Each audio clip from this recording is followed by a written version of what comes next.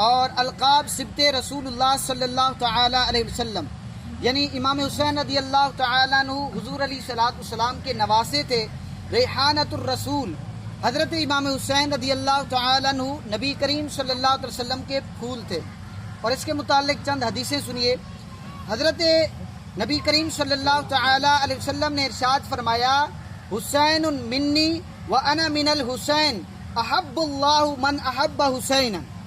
حضور علیہ صلاۃ والسلام نے ارشاد فرمایا، حسین مجھ سے ہے اور میں حسین سے ہوں، اور جو حسین سے محبت کرے اللہ پاک اس سے محبت فرمائے۔ سبحان اللہ۔ الحمدللہ ہم سب یہ جمع ہوئے ہیں، یہ امام حسین رضی اللہ تعالیٰ عنہ کے ایصال ثواب کے لیے جمع ہوئے ہیں۔ مل کر بیٹھنا، یہ محبت بھرے انداز سے یہ سارا اہتمام کرنا، یہ امام حسین رضی اللہ تعالیٰ عنہ کا ذکر خیر تھا۔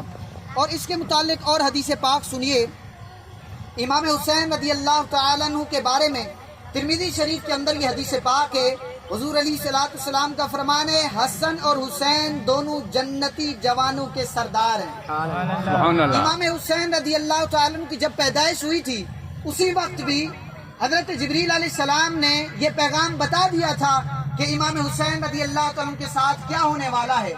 یہ بات حضور علیہ صلاۃ والسلام کو بھی معلوم تھی، حضرت علی کو بھی معلوم تھی، اور حضرت فاطمہ الزہرا رضی اللہ تعالیٰ عنہ کو بھی معلوم تھی کہ میدان کربلا کے اندر اس میدان میں امام حسین رضی اللہ تعالیٰ عنہ پر کیا یعنی مشکلات آئیں گی، یہ سب معلوم تھا۔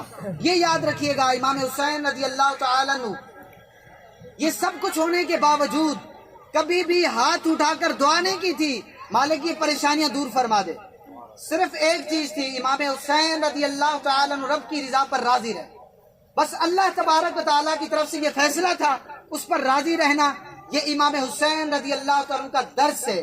تو لہذا ہمیں بھی چاہیے جب مشکلات آئیں، پریشانیاں آئیں، تو ہم امام حسین رضی اللہ تعالیٰ عنہ کی طرح جس طرح وہ اپنے رب کو راضی کرنے میں بس کوشش کرتے رہے، اسی طرح ہم یہی سوچتے رہیں بس مالک ہم سے راضی ہو جائے، ہمارے سے ہمارا رب راضی ہو جائے۔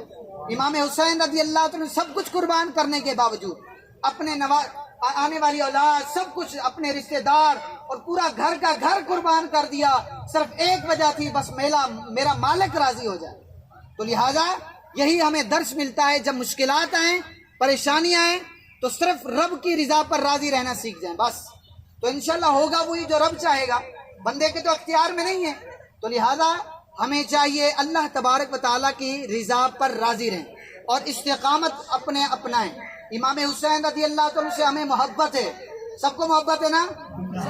الحمدللہ امام حسین کی محبت، اہل بیت کی محبت، صحابہ کرام کی محبت، اور حضور علیہ صلاۃ والسلام سے محبت، اس کے علاوہ ہمارے پاس ہے کیا؟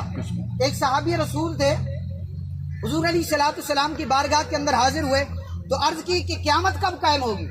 تو حضور علیہ صلاۃ والسلام نے فرمایا کہ آپ نے تیاری کیا کی ہے اس کے لیے؟ قیامت کب قائم ہوگی اس کے لیے تیاری کیا کی ہے؟ آپ بتائیں، صحابی رسول نمازیں تو پڑھتے ہوں گے اور حج بھی کیا ہوگا، انہوں نے کہا کہ اور کوئی عمل نہیں ہے لیکن ایک چیز میرے پاس ہے، میں اللہ اور اس کے رسول سے محبت رکھتا ہوں۔ سبحان اللہ۔ صرف یہی چیز ہے جو کامیابی کا ذریعہ ہماری۔